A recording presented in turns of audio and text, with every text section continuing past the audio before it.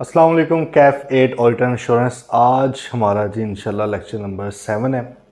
Chapter 1 को हम discuss कर रहे हैं। बेसिक कॉन्सेप्ट्स का हमारा चैप्टर है। ये इंतहाई इम्पोर्टेंट है कि हमें ये जो चैप्टर 1 के अंदर चीज़ें हैं वो सारी समझ आएँ।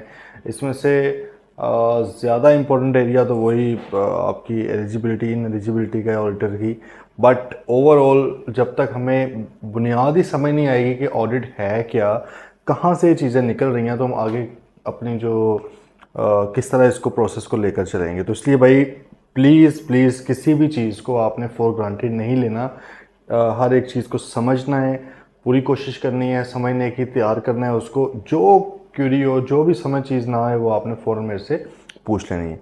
अच्छा जी, आज हम थोड़ा आगे जा रहे हैं और आगे हम डिस्कस करेंगे कि ये जो स्टैंडर्ड्स हैं, आइज़ाज़ हैं, इंटरनेशनल स्टैंडर्ड्स ऑन ऑडिटिंग है, या इसी तरह आईएएस वगैरह हैं, ये किस तरह से डेवलप होते हैं, किस तरह से सेट होते हैं, उसको हमने देखना है। और कौन सा इदारा है जिसकी जिम्मेदारी है या जो इन चीज़ों को देखता है, उसकी तरफ हम बढ़ेंगे। तो करते हैं जी उसको स्टार्ट चीज़ को। अब इससे भी as such word by word याद करने की नीड नहीं है। अगेन बात वही है कि कॉन्सेप्ट आपको होना चाहिए। हाँ, जो इदारे लिखे हुए हैं, जो डिपार्टमेंट्स लिखे हुए हैं, उनके नाम तो ऑब्वियसली पता होने चाहिए। ठीक है, तो आए ज़रा फिर चलते हैं आगे। सबसे पहले उसने कहा कि ऑडिटिंग स्टैंडर्ड्स का क्या रोल है। तो सर रोल इसका यही है कि भाई स्टैंडर्ड्स के अकॉर्डिंग ही आपका ऑडिट होता है, जो कि कंपनीज एक्ट ने भी कह दिया है। हर मुल्क का अपना कोई लॉ होगा, ठीक है, कंपनीज के रिलेटेड। तो हमारा जो कंपनी से रिलेटेड सुप्रीम लॉ है, और भी डिफरेंट लॉज हैं कंपनी से रिलेटेड जो आप पढ़ेंगे आगे भी काफ़ी जाके फाइनल लेवल पर भी। और उसके अलावा भी आप जब इंशाल्लाह प्रैक्टिस में होंगे या अगर जॉब भी कर रहे हैं रेलिवेंट फील्ड में, तो वहाँ पर भी आपके सामने चीज़ें आती रहेंगी। तो भाई हमारा जो लॉ है द कंपनीज एक्ट 2017, वो बेसिकली ऑडिटर को ये कहता है कि सर आपने ऑडिट करना है इंटरनेशनल स्टैंडर्ड्स ऑन ऑडिटिंग के मुताबिक। तो इसका एक तो मतलब है कि भाई वहाँ पे हमें रेगुलेटरी फ्रेमवर्क जो है हमारा, वही हमें कह रहा है कि भाई आप वहाँ उसके मुताबिक करें। और सेकंड चीज़ ये है कि ज़ाहिर है कुछ भी आपने काम करना है तो आपको कोई ना कोई गाइडलाइन सेट होनी चाहिए। जैसे आप अकाउंटिंग ट्रीटमेंट्स करते हैं, अकाउंटिंग एंट्रीज करते हैं, आप फाइनेंशियल स्टेटमेंट्स वगैरह बनाते हैं, ट्रायल बैलेंस बनाते हैं, तो किसी ने तो बताया है ना, तो उसका भी तो स्टैंडर्ड्स हैं। ठीक है। और क्योंकि बिजनेसेस अक्सर एमएनसीज भी होती हैं, मल्टीनेशनल कंपनीज भी आपने अक्सर देखी होंगी, और एक ही बिजनेस की ब्रांचेस डिफरेंट सिटीज़ में भी हैं, डिफरेंट कंट्रीज़ में भी हैं। तो थोड़ा सा उनको भी आपस में आप कह लें कि कंपेरेबल बनाने के लिए उनके डाटा को, तो सेम काइंड ऑफ स्टैंडर्ड्स होने चाहिए। ठीक है। अच्छा, अब ये स्टैंडर्ड्स जो होते हैं ना, एक बात ज़रा समझ लें कि ये कंपलसरी नहीं है कि आप इसको फॉलो करें। इंटरनेशनल स्टैंडर्ड्स है ना, पूरी दुनिया में चल रहे हैं, कंपलसरी नहीं है। ठीक है। आप अगर चाहें तो अपने स्टैंडर्ड्स भी बना सकते हैं। आपको मैं थोड़ा इस पे बताता हूँ। जिस तरह आइज़ाज़ हैं, पाकिस्तान ने तो अपने क्या बनाने हैं, इसलिए इन्होंने फुल टाइम वो वाले अडॉप्ट कर लिए हैं। हाँ, ऑडिट रिपोर्ट को आपने थोड़ा सा अपने हिसाब से मॉडिफाई करके अडॉप्ट किया है। जैसा कि हमें पता है ऑडिटर्स रिपोर्टिंग ऑब्लिगेशन रेगुलेशन 2018 में, उसमें हमने कंपनीज एक्ट की भी चीज़ें डाल दी। सही है, हमने मॉडिफाई किया। अदर देन दैट जो स्टैंडर्ड्स है ना हमारे आइज़ाज़, उसको पाकिस्तान ने कोई एज सच मोल्ड नहीं किया या मॉडिफाई नहीं किया या अमेंड नहीं किया। यूके के अंदर जो स्टैंडर्ड्स हैं वो अमेंडेड हैं। वो तो अपना लिखते ही ये हैं आइज़ाज़ यूके आयरलैंड। ठीक है। यूके आयरलैंड के अंदर जो है वहाँ पर डिफरेंट स्टैंडर्ड्स थोड़े से चलते हैं। इंडिया के अंदर इवन डिफरेंट है थोड़े। सही है, उधर भी अडॉप्टेड, नाम पूरा होता ही है कि ISAs adopted by ICAP ICAI जो इंडिया का। ठीक है। अकाउंटिंग के स्टैंडर्ड्स इवन वहाँ पर अमेंडेड हैं थोड़े। हम लोगों ने तो क्योंकि बस रट्टे मार मार के जब करना है तो फिर हमने आगे क्या ही करना है। सही। तो भाई रोल ऑफ ऑडिटिंग ये है कि उन्होंने एक्सटर्नल ऑडिट के ऊपर अप्लाई होते हैं। ठीक है। और गुड प्रैक्टिस के तौर पे, गुड प्रैक्टिस वर्ड जब भी आप सुनेंगे इसका मतलब होता है अच्छी तरह काम करना। ठीक है। गुड गवर्नेंस, गुड प्रैक्टिस, तो उसको प्रमोट करने के लिए जनरल सी बातें हैं। अब आ जाए भाई IFAC एंड IAASB। ठीक है। देखिए आईफैक के बारे में आप लोगों ने पहले भी थोड़ा बहुत पढ़ा हुआ है कहीं पे। आईफैक जी एक इदारा है, international federation of accountants, international federation of accountants, ठीक है। ये पूरी दुनिया में एक इदारा है। ये जो इदारे होते हैं ना इंटरनेशनल, ये सुपरवाइजरी होते हैं। सुपरवाइजरी से मुराद है कि अगर आप इनके मेंबर बन जाएंगे तो ये इदारे आपको गाइड भी करते रहते हैं, ठीक है, आपको सपोर्ट भी करते हैं, असिस्ट भी करते हैं। कोई एक्सप्लेनेशन आपको चाहिए हो वो भी आपको देते हैं, कोई ओपिनियन चाहिए हो वो भी देते हैं। बट ये आप ये समझ लें कि इनको फॉलो करना मैंडेटरी नहीं होता। अगेन वही बात है, जैसे यूएनओ है, यूनाइटेड नेशंस है, आपको पता है इसराइल भी उसका मेंबर है, फ़लस्तीन भी उसका मेंबर है, हम भी हैं, ठीक है। अब वो देख लें कितनी सैंक्शंस वहाँ पर लगती हैं कि भाई आप ये ना करें इसराइल को, कि फ़लस्तीन के ऊपर जुल्म ना करें, फलां फलां चीज़ें, वो कोई भी नहीं मानता, क्योंकि मानना जो है वो मैंडेटरी नहीं है, ठीक है। सुपरवाइजरी होती है, उनकी तरफ से डायरेक्शन होती है कि ये ना करें, वरना हम आप पे सैंक्शंस लगा रहे हैं, पाबंदियां लगा रहे हैं। पाबंदियां क्या है, वो उसका मुल्क थोड़ी बंद कर सकते हैं, तो उनकी अपनी यही हो सकता है ना कि भाई मिलकर हाँ जी हम इसके साथ ट्रेड ना करें। अब अगर वो अगला गरीब मुल्क हो तो वो थोड़ा सा दब जाता है, ठीक है। अगर वो तगड़ा हो तो वो खड़ा हो जाता है कि भाई करना है जो कर लो। आई बात समझ। तो यूएनओ भी जिस तरह है वो एक सुपरवाइजरी बॉडी है, वर्ल्ड बैंक है, आईएमएफ है, ये सुपरवाइजरी बॉडीज होती, ठीक है। हाँ बैंक्स ने क्योंकि लोन देना होता है तो थोड़ा सा काइंड ऑफ ज़बरदस्ती भी आपसे करवा लेते हैं काम, लेकिन इधर भी इतना है कि फॉर एग्जांपल आपने उनसे $5 बिलियन लिए हुए हैं, आप उनकी जो कोविनेंट्स हैं, उनके जो टर्म्स एंड कंडीशन उनको ना माने तो ज़बरदस्ती क्या मुल्क पे कब्जा थोड़ी हो जाएगा आके, ठीक है भाई। ये आइंदा वो नहीं देंगे, फिर आइंदा आप तरले करोगे वो नहीं देंगे, इस तरह का हिसाब हो सकता है। बट कहने का पर्पज़ है कि लाजमी नहीं होता मानना उनको, सुपरवाइजरी होती हैं चीज़ें, ठीक है। जैसे अदरवाइज पाकिस्तान के अंदर अगर कोई लॉ है तो उसको मानना मस्ट है ना, नहीं मानेंगे तो जेल में जाएंगे भाई। आई बात थोड़ी समझ।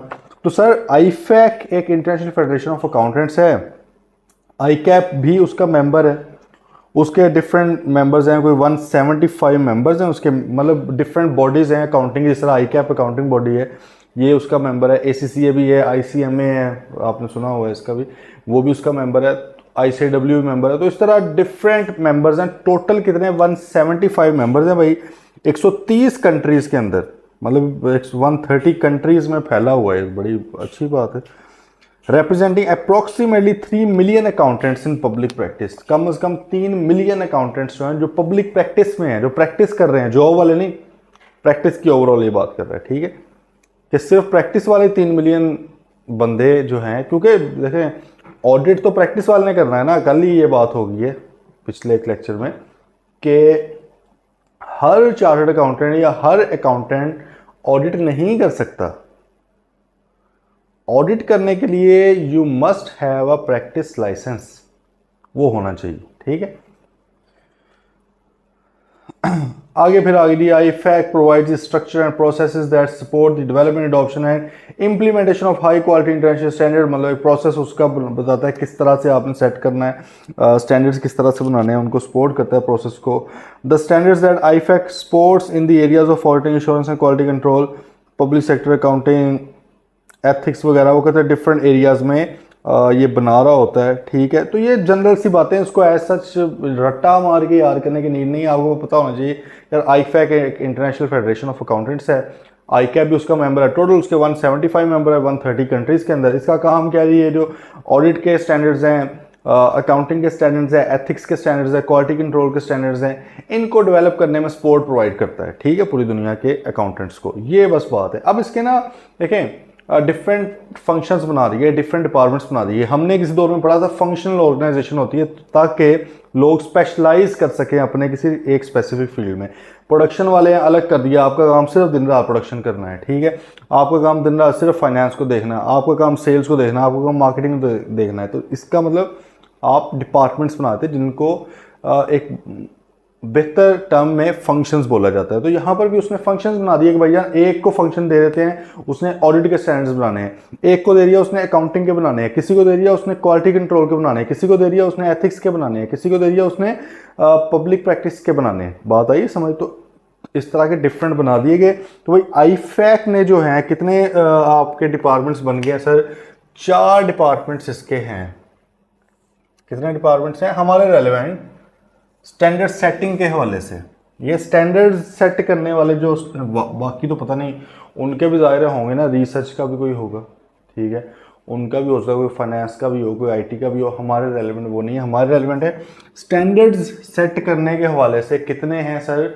4 हैं आपके। एक है जी आपका IAASB, international auditing and assurance standard board, ठीक है, ये एक हमारा बोर्ड है, एक डिपार्टमेंट है, एक फंक्शन है।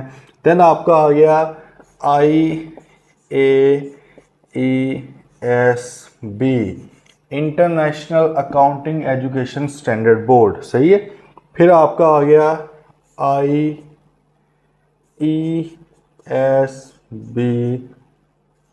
International ethics standard board for accountants, ठीक है। और last one is IPSASB,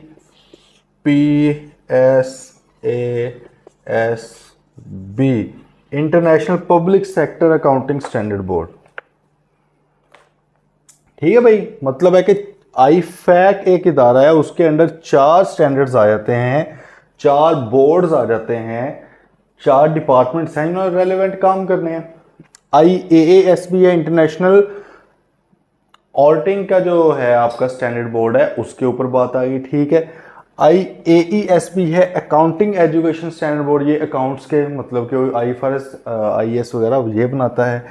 IESB है, ethics standards board for accountants. Ethics इतने ज़्यादा ज़रूरी हैं इवन इंटरनेशनली कि उन्होंने पूरा एक बोर्ड बनाया हुआ है उस पर कि भाईजान आपका काम दिन रात एथिक्स के ऊपर काम करना है कि अकाउंटेंट्स के एथिक्स क्या होने चाहिए, ठीक है। क्योंकि हम लोगों के पैसों से डील कर रहे होते हैं, उनको देख रहे होते हैं, उनका हिसाब किताब देख रहे होते हैं, तो पैसा देख के मुंह में पानी आ जाता है, कम लोगों के या ज़्यादा लोगों के। तो उसको रोकने के लिए एथिक्स बड़े ज़रूरी हैं कि एथिक्स का हमें आइडिया हो, सही है। तो एथिक्स के लिए भाई फिर एक प्रॉपर बोर्ड बनाया हुआ है आईफैक ने भी। ये जो पाकिस्तान में भी आईकैप का कोड ऑफ एथिक्स है ना, जिसकी मैं अक्सर बात कर रहा होता हूँ कि बुकलेट होगी और इस तरह, वो आईकैप को कोई इल्हाम नहीं हुआ या आईकैप ने कोई खुद से नहीं सोच लिया कि भाई ख्वाब में कि हम एक बना लें कोई एथिक्स स्टैंडर्ड अपना कोड ऑफ एथिक्स। वो भाई आईफैक की रिक्वायरमेंट है कि उसके तमाम मेंबर्स के पास होना चाहिए। हाँ, या तो आप आगे से स्टैंड ले लो कि भैया नहीं हम नहीं बनाते, ठीक है, लेकिन आपने कहा सही सर बना लेते हैं क्योंकि उसमें कोई मसला नहीं है ना, ये कौन सी कोई बुरी चीज़ है, अच्छी चीज़ है। तो आपने एक क्या किया, अपना भी कोड ऑफ एथिक्स पाकिस्तान के थोड़े से कल्चर को, रुझान को देखते हुए थोड़ा सा मॉडिफाई करके बना लिया, ठीक है। अच्छा, फिर आगे public sector accounting standard board. Public sector से मुराद आपकी जो बड़ी कंपनीज हैं, गवर्नमेंट की कंपनीज वगैरह, उनकी अकाउंटिंग किस तरह होती है उसके सिस्टम को देखता है। अच्छा, हमारे रेलेवेंट यहाँ पर फिलहाल ये आप लोगों ने उधर पढ़ा होगा शायद अकाउंटिंग वगैरह में, R1 R2 में, ये मतलब उनके अकाउंटिंग सेट करता है। ये हमारे रेलेवेंट है यहाँ पर क्या है दी, IAASB हमारे रेलेवेंट है भाई साहब। ये इसकी ज़रा आ जाएं, international auditing and assurance standard board, आगे ज़रा डेफिनेशन पे। उसने कहा IAASB is one of the boards within IFAC obviously.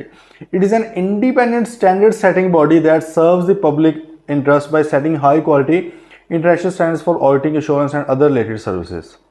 अच्छा, auditing, assurance and other related service, पहले नंबर पे तो ऑडिटिंग और एश्योरेंस को अलग अलग क्यों लिखा है, क्योंकि इसके ऊपर मेरा नहीं ख्याल कोई कंफ्यूजन होनी चाहिए। क्योंकि हमने पढ़ा था एश्योरेंस का मतलब है कॉन्फिडेंस देना, क्रेडिबिलिटी देना, ये एश्योरेंस है।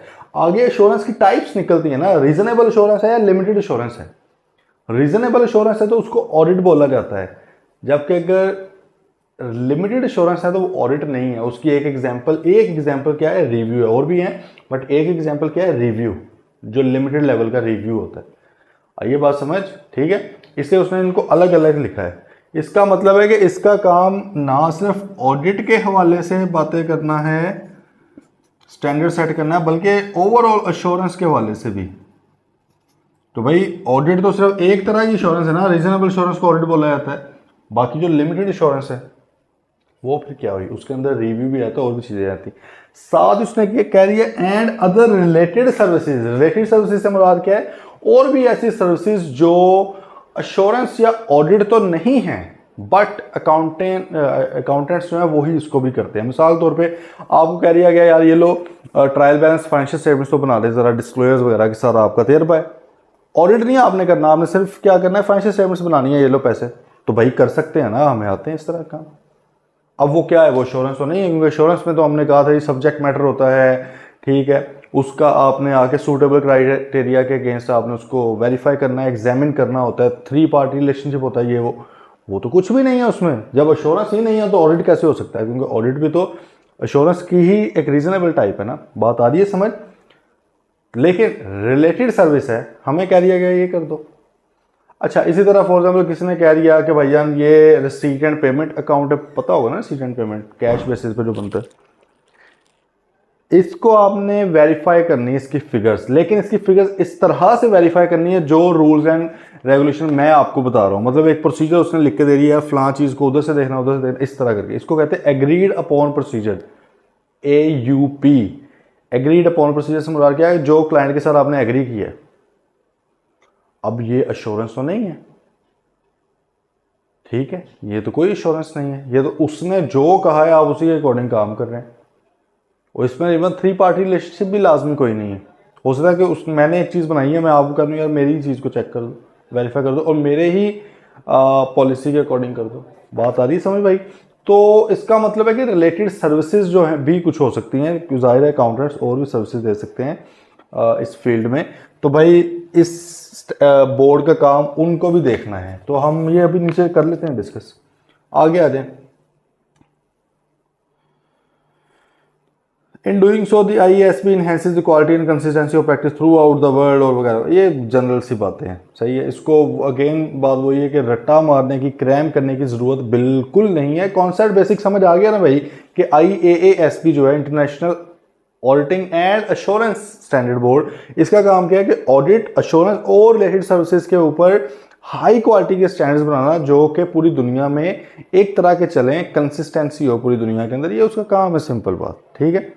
अच्छा, अब आ गया process of issuing auditing standards. Auditing जो स्टैंडर्ड्स हैं, आइजाज है, इंटरनेशनल स्टैंडर्ड्स ऑन ऑडिटिंग, उनको इशू किस तरह किया जाता है, मतलब पब्लिक में किस तरह से वो आते हैं। सिंपल सा प्रोसेस है, हर चीज़ जो हर स्टैंडर्ड होता है या लॉ होता है, रेगुलेशन होती है, पॉलिसी होती है, वो इसी तरह ही डेवलप की जाती है पब्लिक लेवल पर, एट लार्ज लेवल पर। कैसे होता है, पहले इशू देखा जाता है, भाई इशू क्या है, किस चीज़ के ऊपर बात करनी, उसके ऊपर रिसर्च होती है, ठीक है, रिसर्च होगी, एक ड्राफ्ट तैयार हो जाता है। ड्राफ्ट से मुराद है इनिशियल ड्राफ्ट है, अभी फाइनल नहीं है, ठीक है।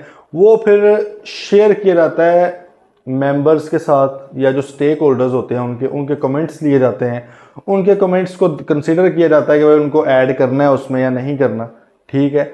और उसके अकॉर्डिंग बाद में फिर एक फाइनल ड्राफ्ट जो है, फाइनल शक्ल वो आती है और उसको पब्लिश कर दिया जाता है।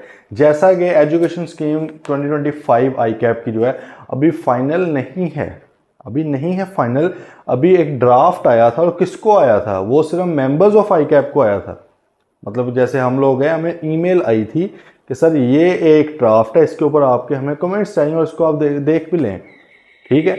अब जब वो कमेंट्स दिए जाएंगे, फिर जाके दोबारा उसको कौंसिल जो है वो देखेगी, उसके बाद खैर जाके ये कैबिनेट से अप्रूव होना होता है। पाकिस्तान ICAP का जो है कोई भी एजुकेशन स्कीम है, तो फिर जाके वो होनी है, ठीक है। तो इधर भी भाई फिर प्रोसेस काइंड ऑफ सेम ही है, तो ऐसा इतना कोई मुश्किल नहीं, याद रखना।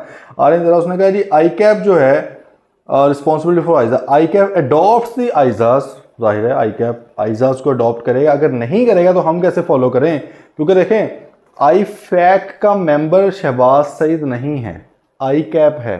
Shahbaz Saeed is the member of ICAP, ICAP is the member of IFAC। अगर IFAC से जो आइजाज को अडॉप्ट नहीं कर रहा आई कैप, तो शहबाज सईद कैसे उसको फॉलो कर सकता है? बात आ रही है ना समझ? तो पाकिस्तान के अंदर भाई आई कैप जो है वो उनको हमारे रिलेटेड, बाकी ICMA वाले भी मेंबर हैं तो उनकी फील्ड में वो उधर से अडॉप्ट करते हैं। ठीक है,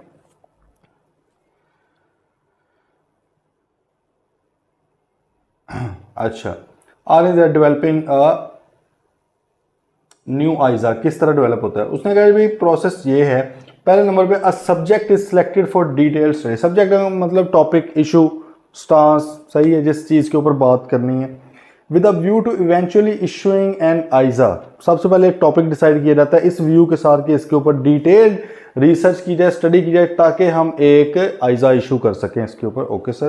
then after a period of study and research if there is agreement to proceed, अगर सारे एग्री करें हाँ भाई वाकई बनाते हैं, तो फिर एक एक्सपोजर ड्राफ्ट, एक्सपोजर ड्राफ्ट का मतलब इनिशियल ड्राफ्ट जो लोगों के साथ एक्सपोज किया जाएगा, बताया जाएगा लोगों को।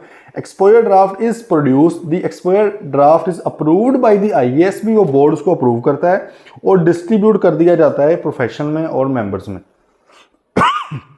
अभी एक्सपोजर ड्राफ्ट है, अभी it's not a final draft. ठीक है, फिर उसके ऊपर कमेंट्स एंड अमेंडमेंट्स वगैरह आती हैं, उनको कंसिडर किया जाता है, फिर जो ड्राफ्ट है उसको मॉडिफाई करके अप्रूव कर लिया जाता है, मतलब फाइनल वर्जन आ जाता है और उसको पब्लिश कर दिया है। पब्लिश का मतलब क्या होता है? पब्लिक कर दिया, पूरे दुनिया को पता चल गया। तो भाई ये सिंपल सा प्रोसेस है, मेरा नहीं ख्याल इसको कोई इस तरह बैठ के ऐसे याद करने की ज़रूरत है। कॉमन सेंस की बात है कि इस तरह ही बनते हैं लॉज। ठीक है, कि पहले एक टॉपिक देखा, सही है, एक सब्जेक्ट देखा, उसके ऊपर पहले तो ये सोचा कि क्या इसके ऊपर हमने आइजा इशू करने का फैसला करना है। ठीक है, फिर आपने उसके ऊपर डिटेल स्टडी की और दोबारा से देखा क्या सारे लोग एग्रीड हैं इसको आगे बढ़ाने के लिए। अगर एग्रीड हैं तो भाई एक एक्सपोजर ड्राफ्ट बनाओ, एक्सपोजर ड्राफ्ट बना के आप अपने मेंबर्स वगैरह को भेज दो वो।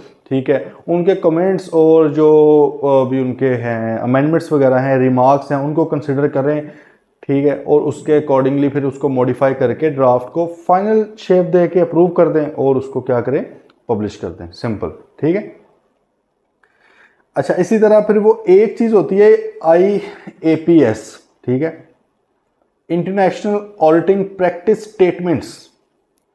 वो कहते हैं आइजाज के साथ साथ एक तो है ना कि इंटरनेशनल स्टैंडर्ड्स ऑन ऑडिटिंग जो है वो डेवलप किए जाते हैं, जो हम लोग पढ़ रहे हैं standards, international standards on auditing.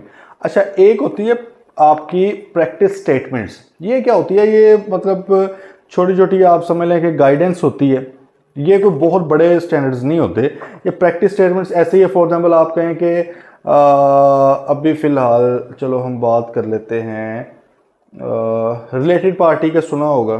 ठीक है, रिलेटेड पार्टी से जो डायरेक्टर्स वगैरह होते हैं, कंपनीज होती हैं, होल्डिंग सब्सिडरी वगैरह। अच्छा ये स्टैंडर्ड जो है ना आइजाज, ये भी उसके ऊपर बात करते हैं। आइजा आपका जो है 550 वो रिलेटेड पार्टी का स्टैंडर्ड है, सही है।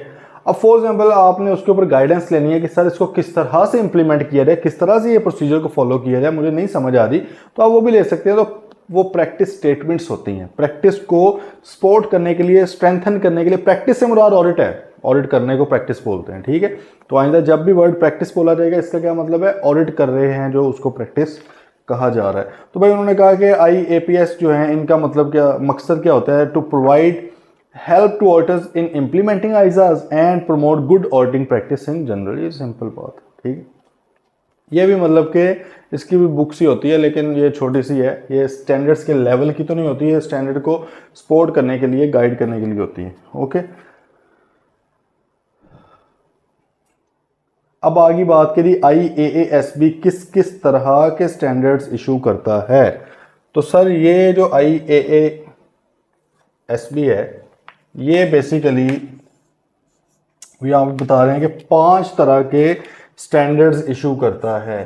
एक तो है आइजाज इंटरनेशनल स्टैंडर्ड्स ऑन ऑडिटिंग, और आगे लिखा भी हुआ है कि ये कब, ये वाला स्टैंडर्ड, ये वाली जो बुक है ये कब अप्लाई होती है, किस चीज़ के ऊपर अप्लाई होनी है, वो भी आगे बताया हुआ है, अभी कर लेते हैं। फिर एक आ गया जी आपका ISREs international standards on review engagements. Then आ गया जी आपका ISAEs international standards on assurance engagements. फिर आ गया ISRS international standards on related services, और फिर एक आ गया ISQC, international standards on quality control. भाई ये 5 तरह के स्टैंडर्ड्स IAASB इशू करता है, और ये कब कब अप्लाई होना, आप सुन लें, आपके सामने 5 किताबें पड़ी हुई हैं डिफरेंट। अकाउंटिंग की बुक है, वो पढ़ के आप लोग टैक्स का पेपर तो नहीं ना पास कर सकते भाई। ऑडिट की बुक है, ये पढ़ के कंपनी लॉ तो नहीं ना पास हो सकता। बात आ रही है ना समझ। आपको पता है कि ऑडिट के पेपर कैफ 8 के लिए ये वाली बुक मैंने उठानी है, इसकी स्टडी करनी है, इसके अकॉर्डिंग देना है। कैफ 4 बिजनेस लॉ देना तो इसकी ये बुक। बात आ रही है ना समझ। सिंपल है कि भाई ये 5 हैं डिफरेंट तरह के स्टैंडर्ड्स, डेवलप इसी ने किए हैं, लेकिन डिफरेंट सिचुएशंस में लगेंगे। कब कब लगेंगे ये बात है। इंटरनेशनल स्टैंडर्ड्स ऑन ऑडिटिंग, क्या लिखा है उसने? उसने कहा in the audit of historical financial statements. जब आपने हिस्टोरिकल फाइनेंशियल स्टेटमेंट्स का ऑडिट करना होगा ना, रीजनेबल एश्योरेंस देनी होगी on what? On historical financial statements.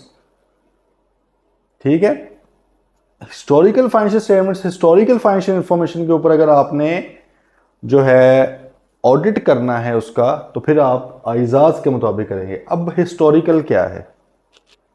देखें, 2 चीज़ें होती हैं ना, एक आपकी हिस्टोरिकल हो सकता है और एक प्रोस्पेक्टिव हो सकता है। आप ये देखेंगे जब हम लोग फाइनेंशियल स्टेटमेंट्स बनाते हैं तो हम ये लिखते हैं SOFP, कंपनी का नेम शेम। आप लोग जिस तरह क्वेश्चन करते होंगे, यहाँ पे हम क्या लिखते हैं? As eight, let's say June and है, तो फिर हम क्या लिखते हैं? एज एट 30 जून 2024। ठीक है, अच्छा 30 जून 2024 हम लिख रहे हैं, लेकिन ये किस वक्त लिख रहे हैं?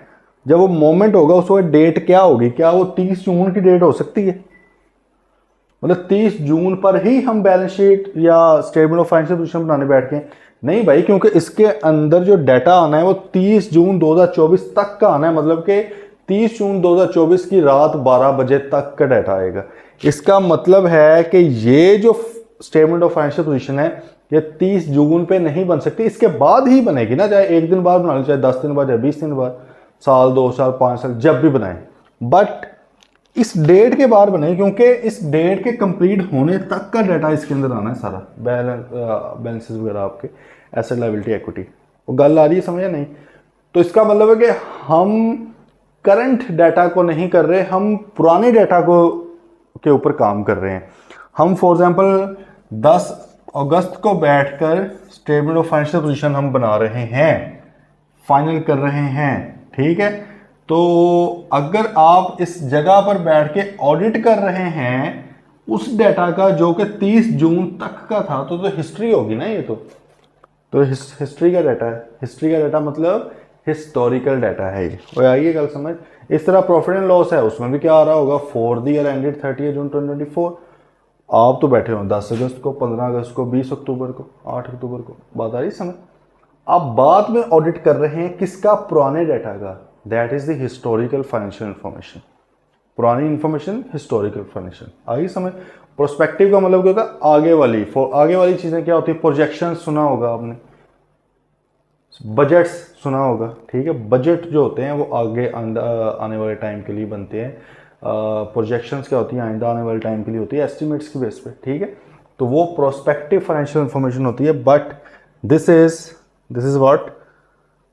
Historical financial information. आगे बात समझ। तो अगर तो आपने हिस्टोरिकल फाइनेंशियल इंफॉर्मेशन का ऑडिट करना है तो आइजाज के मुताबिक करें। दूसरे नंबर पे ISRE, उसने कहा कि अगर आपने हिस्टोरिकल फाइनेंशियल इंफॉर्मेशन ही है बट उसका रिव्यू करना है, अब जो पूछिएगा ना कि सर रिव्यू क्या है, होगी ये बात।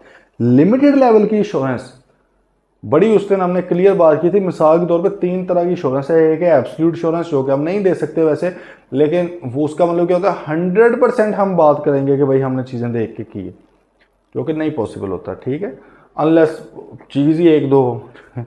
अच्छा, फिर आ गया जी आपका रीजनेबल इंश्योरेंस। 100% लेवल पर नहीं, हाई लेवल ऑफ इंश्योरेंस है, एब्सोल्यूट नहीं है। हाँ, अच्छे खासे लेवल पे हम चीज़ देख लेते हैं। लिमिटेड इंश्योरेंस बहुत कम लेवल पे चीज़ देखते हैं, और रिव्यू उसी की एक क्या है, टाइप है भाई। Review is a type of limited insurance. Every limited insurance is not a review, but review is a type of limited insurance, क्योंकि रिव्यू के अंदर हम लिमिटेड इंश्योरेंस दे रहे होते हैं। जैसा कि हमने बात की थी कि लिस्टेड कंपनीज के लिए क्या लाजिम था, उन्होंने क्वार्टरली फाइनेंशियल स्टेटमेंट्स भी बनानी होती हैं, कंपनीज एक्ट में पड़ा हुआ है ना। और सेकंड क्वार्टर जब आएगा, हाफ ईयरली जब बनेगी फाइनेंशियल स्टेटमेंट्स, तो उसका रिव्यू भी करवाना होता है लिमिटेड लेवल पे, लिमिटेड इंश्योरेंस। सही है। तो अगर भाई आप हिस्टोरिकल फाइनेंशियल इंफॉर्मेशन का रिव्यू करना चाह रहे हैं, तो then you have to follow ISREs। ठीक है सर, आगे आ जाए। ये क्या है, ISAE, international standards on assurance engagement. इसलिए तो हमने कहा था कि भाई ऑडिट और रिव्यू के अलावा भी दुनिया है ना। तो वो कहता है कि भाई अगर आप ये पढ़ें, in assurance engagement other than audits और reviews of historical financial information, कहता है कि हिस्टोरिकल फाइनेंशियल इंफॉर्मेशन जो है, ठीक है, उसके ऑडिट और रिव्यू के अलावा अगर आप कोई इंश्योरेंस एंगेजमेंट दे रहे हैं, कोई और तरह की इंश्योरेंस है, कोई भी हो सकती है, तो फिर भाई साहब आप क्या कर रहे हैं, इन स्टैंडर्ड्स को फॉलो करेंगे। अभी आपको इनमें बहुत डीप जाने की ज़रूरत ही नहीं है, क्योंकि हमने पढ़ना है ये 13 चैप्टर हमारे इसी के ऊपर है। टोटल 15 चैप्टर हैं, 13 चैप्टर हमारे इसके ऊपर हैं, एक चैप्टर हमारा एथिक्स के ऊपर है, ठीक है, और एक चैप्टर हमारा जो है ये रिव्यू के ऊपर है, इसके ऊपर। तो ये इतने रेलेवेंट नहीं है अभी। सही है, हमारे सिलेबस। आगे आ जाएं, नेक्स्ट आ गया international standards on related services. ये किसके ऊपर होगा, ये उन्होंने कुछ लिख दिया ऑन कंपाइलेशन एंगेजमेंट। कंपाइल करने का मतलब क्या होता है, डाटा कंपाइल करके फॉर एग्जाम्पल फाइनेंशियल स्टेटमेंट्स बना देना, कंपाइलेशन ही है। Engagements to apply agreed upon procedures to information and other related service engagement. तो कहता है ये फिर उधर जाके अप्लाई हो जाते हैं। लास्ट वाला क्या है, क्वालिटी कंट्रोल, क्वालिटी को मेंटेन करना, क्वालिटी डिमिनिश ना हो, क्वालिटी रिड्यूस ना हो। तो ये वाली जो चीज़ है ये इन सब के ऊपर अप्लाई होगी। इसके अंदर मतलब ये लिखा हुआ है कि क्वालिटी को आपने किस तरह लेकर चलना, लीडरशिप रिस्पॉन्सिबिलिटी किसकी होगी, मॉनिटरिंग होनी चाहिए, रिव्यूज़ बार बार करें काम के, सुपरवाइज करें काम को, जूनियर्स को और काम दें, सीनियर्स को और काम दें, मैनेजिंग पार्टनर का काम और होना चाहिए, इस तरह। सही है, इसमें ये लिखा है काम करना किस तरह है, इसमें क्वालिटी को मेनटेन करने का लिखा हुआ है। तो ये जाहिर है इधर भी क्वालिटी चाहिए, हर जगह पर क्वालिटी तो चाहिए, तो ये सब पे अप्लाई होगा। और आगे बात समझ, मेरे ख्याल में इस हद तक आपके लिए सफिशेंट है ये चीज़। आगे आ जाए, अगली बार उसने कर दी जो हमें ऑलरेडी पता है। उसने कहा IASB की जो प्रोनाउंसमेंट्स हैं, प्रोनाउंसमेंट को आप समझ लें, उसके जो डिसीजंस हैं, उसके जो जजमेंट्स हैं, उसके जो फैसले हैं, उसके जो स्टैंडर्ड्स हैं, they do not override local laws और रेगुलेशन। भाई लोकल लॉ को वो क्या उसको कहते हैं, ओवरराइड नहीं करेगा। सही है, मिसाल तौर पे एक तरफ आइजाज कुछ कह रहे हैं, दूसरी तरफ लोकल लॉ कुछ कह रहा है, किसकी मानेंगे, लोकल लॉ की। रेलेवेंट एग्जांपल आपकी क्या है बोला, अभी अभी जो हमने एक दो दिनों में बात की है, ऑडिटर्स रिपोर्टिंग ऑब्लिगेशन रेगुलेशन 2018 की दी हुई ऑडिट रिपोर्ट। अब वो वाली तो नहीं है जो आइजाज देते हैं, आइजाज 700 के अंदर तो कंपनी एक्ट की बातें नहीं है, ज़कात की बातें नहीं है, गल कर रहे हो फॉलो, उधर नहीं है। आइजाज ने हमें एक पर अनाउंसमेंट दी कि भाईजान ये वाला रिपोर्ट इशू करो, हमारा एक लोकल लॉ बीच में से निकल आया, उसने कहा नहीं नहीं नहीं ये वाली फॉलो करो। तो हमने किसको फॉलो किया, लोकल लॉ को, क्योंकि वो IASB वालों ने हमें क्या पकड़ना है। फॉर एग्जाम्पल मैं अपनी फर्म से एक रिपोर्ट इशू कर देता हूँ जो पाकिस्तानी फॉर्मेट है उसके मुताबिक, तो क्या वो IASB वाले मेरे पे केस कर देंगे आगे, कुछ भी नहीं होना। लेकिन अगर मैंने उनके अकॉर्डिंग कर दिया और पाकिस्तानी लॉ कुछ और है, ये ज़रूर मेरा लाइसेंस कैंसिल कर सकते हैं। आइए बात समझ। तो सर लोकल लॉज जो हैं उनको आपने जो है फोकियत देनी है। If local laws or regulations differ from or conflict with IASB standards, then a professional accountant should not state that he has complied with the IASB standard unless he has fully complied। ये simple सी बात है। उसने कहा कि भाईजान अगर local laws कुछ और कह रहे हैं और IASB के जो स्टैंडर्ड्स हैं, उस ओवरऑल बात कर रहे हैं ना, इनमें से कोई भी स्टैंडर्ड वो कुछ और कह रहे हैं, तो जाहिर है आप फिर लोकल लॉ को फॉलो करें। ठीक है, फिर वो कहता है कि आप अपनी रिपोर्ट के अंदर ये ना लिखो कि मैंने फुल्ली कंप्लाई किया है, मैंने पूरा इसको कंप्लाई, क्योंकि आपने नहीं किया भाई, तो आप ये नहीं लिख सकते कि आपने इसको कंप्लाई किया होगा अनलेस आप फुल्ली कंप्लाई करें। मतलब है कि फिर वो कंफ्यूजन क्रिएट हो जाएगी ना। ठीक है, यूज़र्स के लिए। यूज़र अगर कोई इस तरह का है, उसे पता है कि भाई इधर कुछ बात होती है, लोकल वाले में कुछ और हो रही है, और आप रिपोर्ट के अंदर ये लिख देते कि मैंने भाई आइजाज के मुताबिक ऑडिट किया है 100%, तो फिर वो बात कॉन्ट्राडिक्टरी हो जाती है ना। ठीक है, तो इसलिए सिंपल सी ये चीज़ है। अब आगे आ गया देखिए इंटरनेशनल स्टैंडर्ड्स ऑन ऑडिटिंग जो होता है, इसके अंदर क्या चीज़ें हैं ये कल पढ़ेंगे ये, ठीक है, क्योंकि मैं आपको कल स्टैंडर्ड दिखाऊंगा भी कि असल में स्टैंडर्ड किस तरह होता है, आपके साथ मैं शेयर कर लूँगा। एक स्टैंडर्ड तो कम ये आइज़ा 200 ही पढ़ कर लेंगे ओवरऑल ऑब्जेक्टिव का, कि ये होता किस तरह के, जो उसने लिखा होना है कि इसमें पहले ये आता है, ये आता है, ये आता है, तो पता तो होना चाहिए। ठीक है, ISQC का उसने कह दिया है सारी सर्विसेज के ऊपर अप्लाई होता है। ठीक है सर, इसके अलावा अदर इंटरनेशनल स्टैंडर्ड्स हैं जो ये 3 तरह के, इसमें भी उसने कहा कि इसके अंदर बेसिक प्रिंसिपल होते हैं, प्रोसीजर्स होते हैं जो आपने फॉलो करने और गाइडेंस वगैरह होती है। तो कल फिर इंशाल्लाह स्टैंडर्ड एक बार पहले आपको दिखाएंगे, फिर आगे बढ़ेंगे। ठीक है, किसी भी तरह की कोई भी कन्फ्यूजन है तो प्लीज़ वो आप लोगों ने पूछ लेनी है। मिलते हैं कल, टिल देन टेक केयर, अल्लाह हाफिज़।